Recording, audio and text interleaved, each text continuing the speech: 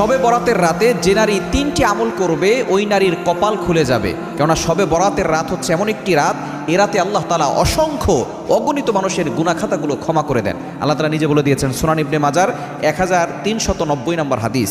নবীজি সাল্লাল্লাহু আলাইহি ওয়াসাল্লাম জানিয়ে দিয়েছেন, ইন্নাল্লাহা লা ইয়াত্তালিউ ফি লাইলাতিন নিসফি মিন শাবান ফায়াগফিরু লিজামিই খালকি ইল্লা লিমুশরিকিন আও মুশাহিন। এ রাতে আল্লাহ তাআলা সন্ধ্যার পরে মাগরিবের নামাজের পরপরই আল্লাহ পাক রব্বুল আলামিন মানুষের দিকে দৃষ্টিপাত করেন, প্রথম আসমানে চলে আসেন এবং আল্লাহ পাক রব্বুল আলামিন সকলের দিকে দৃষ্টিপাত করে সকলকে সাধারণ ক্ষমার ঘোষণা করে দেন। তবে দুই শ্রেণীর মানুষকে আল্লাহ ক্ষমা করেন না। এক নম্বর হচ্ছে যারা মুশরিক, আল্লাহর সাথে শিরিক করে। দ্বিতীয় নম্বর যারা মুশাহিন, যারা আল্লাহর সাথে হিংসা করে, মানে কারোর সাথে হিংসা পোষণ করে, এদেরকে আল্লাহ তাআলা ক্ষমা করেন না। এজন্য এই দুইটি কোয়ালিটি থেকে আমাদেরকে দূরে সরে আসতে হবে এবং নারীরা মা বোনরা 3টা কাজ করবে।